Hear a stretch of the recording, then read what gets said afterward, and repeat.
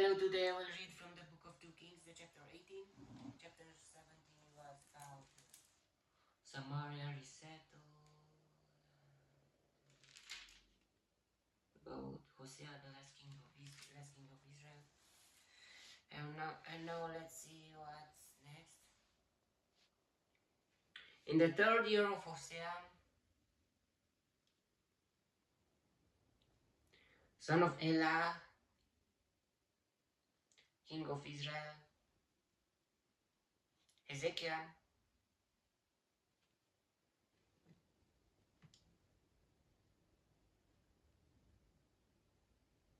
son of Ahaz, king of Judah, began to reign. He was 25 years old when he became king, and he reigned in Jerusalem 29 years. His mother's name was Abia,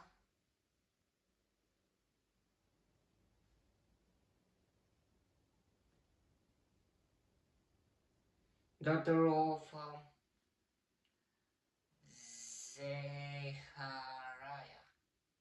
So Zechariah, I think it was a priest, a high priest, or I don't know. He did what was right in the eyes of the Lord, just as his father David had done. He removed the high places, smashed the sacred stones, and cut down the Asherah poles. Why? Maybe because his wife was the daughter of a high priest. He broke into pieces the bronze snake Moses had made. Wow. So until now, the bronze, for up to that time, the Israelites had been burning incense to it. Wow. It was called Nehushtan.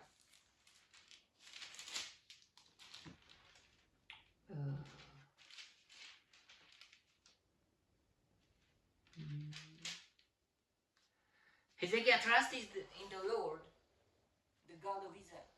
There was no one like him among all the kings of Judah, either before him or after him.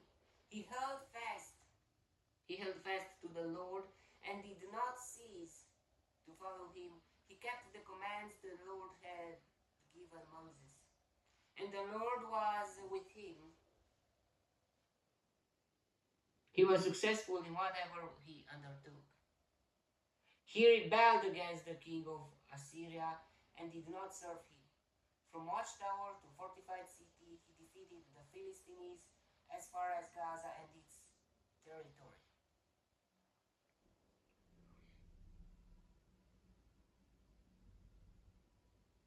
Wow. He was with God and he was strong. He rebelled against the kings of Assyria and did not serve him. From watchtower to fortified city, he defeated the Philistines.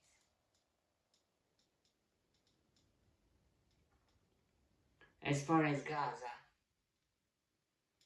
and its territory. In King Hezekiah's 4th year,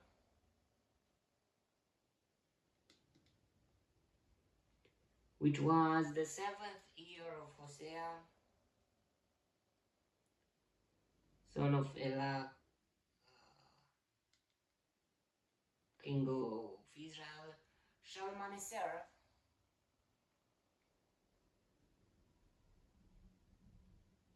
king of Assyria,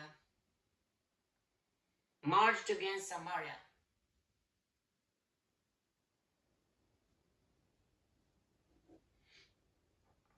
And laid siege to it. At the end of 3 years, the Assyrians took it. So Samaria was captured in Hezekiah's 6th year.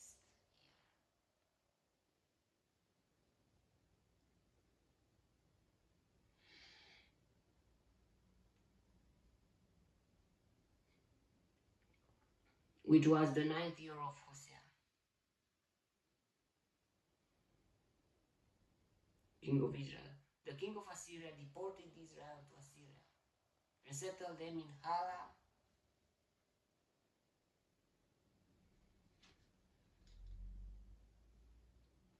in Gozan, on the Habor River,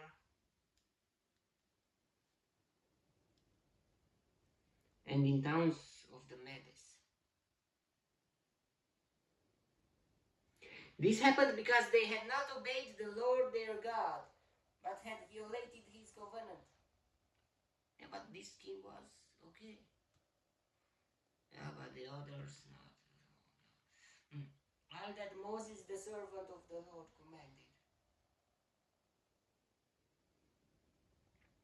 They neither listened to the command nor carried them out. In the 14th year of King Hezekiah reign, Hezekiah's reign, Sennacherib, or Sancherib, but Sennacherib, king of Assyria,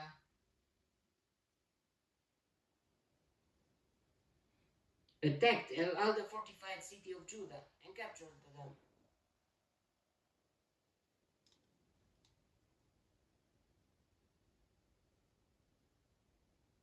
So Hezekiah, king of Judah, sent this message to the king of Assyria at Lachish. I have done wrong. Withdraw from me, and I will pay whatever you demand of me. The king of Assyria exacted from Hezekiah, king of Judah, 300 talents of silver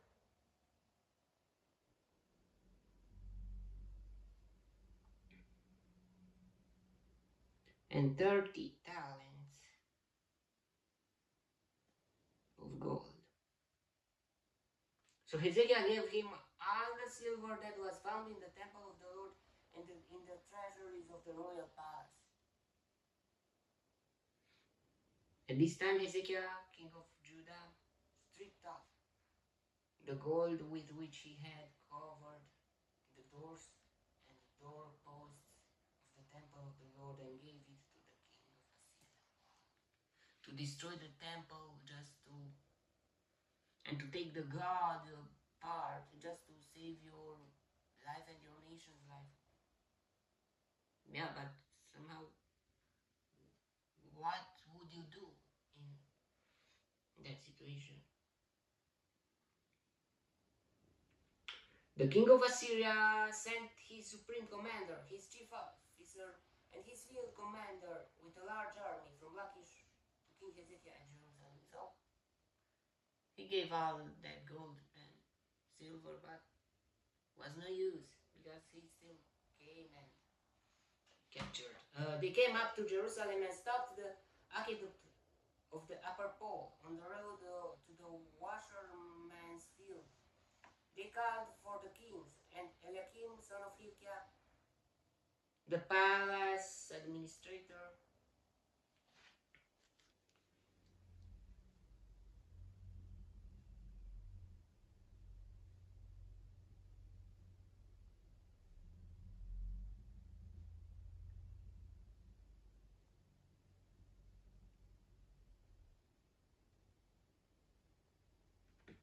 Shebna, the secretary, and Joach, son of Asaph, the recorder, went out to them. The field commander said to them, "Tell Hezekiah, this is what the great king, the king of Assyria, says. On what are you basing this confidence of yours? You say you have strategy and military strength, but you speak only empty words. On whom are you depending that you rebel against me? Look now, we are depending on Egypt, that splintered reed of a staff which pierces a man's hand and wounds him if he leans on it.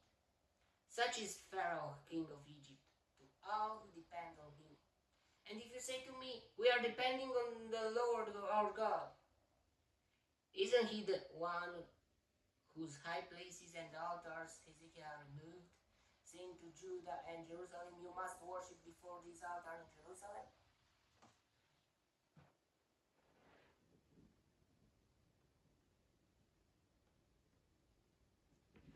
Come now, make a bargain with my master, the king of Assyria. I will give you 2,000 horses, if you can put riders on them. How can you repulse one officer of the least of my master's officials, even though you are depending on Egypt for chariots and horsemen? Furthermore, have I come to attack and destroy this place without word from the Lord? The Lord himself told me to march against this country and destroy it. Was it a lie or not? I don't know.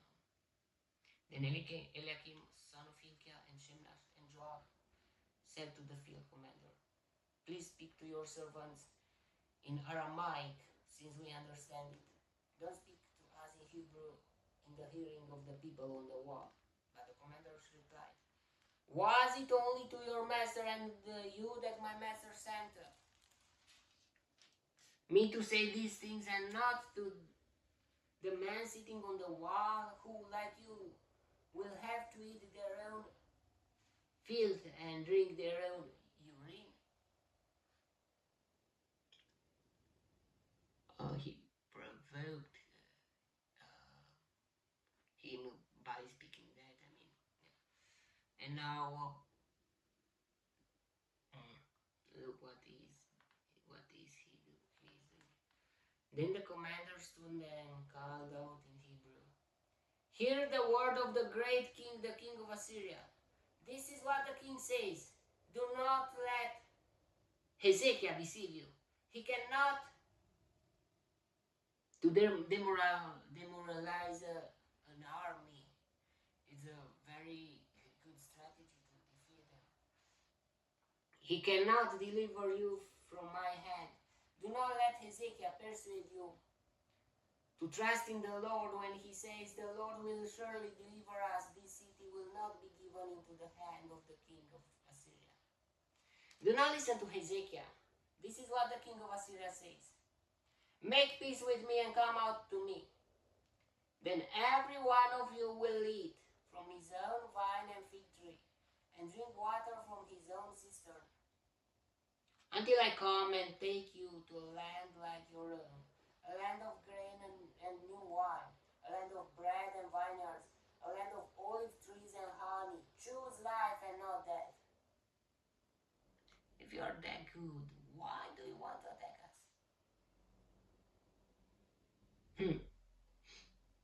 Do not listen to Hezekiah, for he is misleading you when he says, the Lord will deliver us.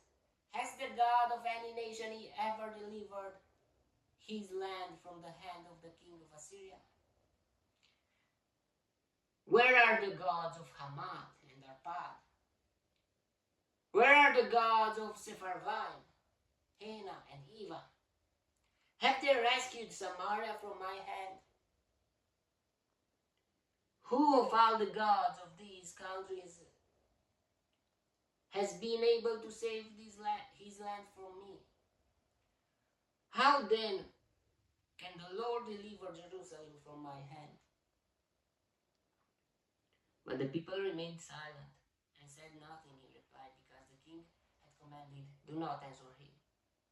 Then Eliakim, son of Hilkiah, the palace administrator, Shebna, the secretary, and Joab, son of Asaph, the recorder, went to Hezekiah with their clothes torn, and told him what the field commander had said.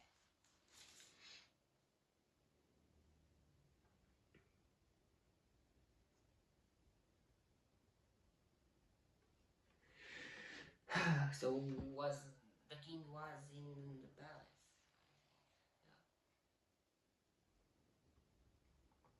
Yeah. Okay, that was a chapter. Do not don't let anyone demoralize you. Trust in God.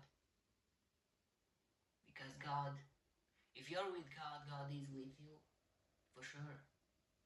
Maybe some things God let it happen because maybe it's not your fault, like here. It was the fault of other kings, the fault of the history of Israel.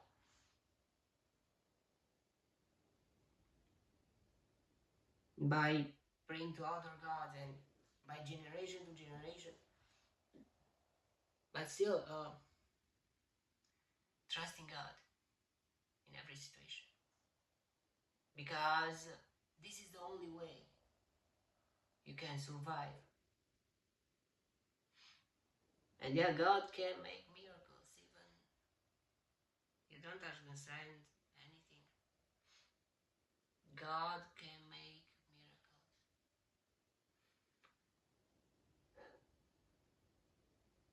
Okay, that was a chapter. May the God bless me, protect me,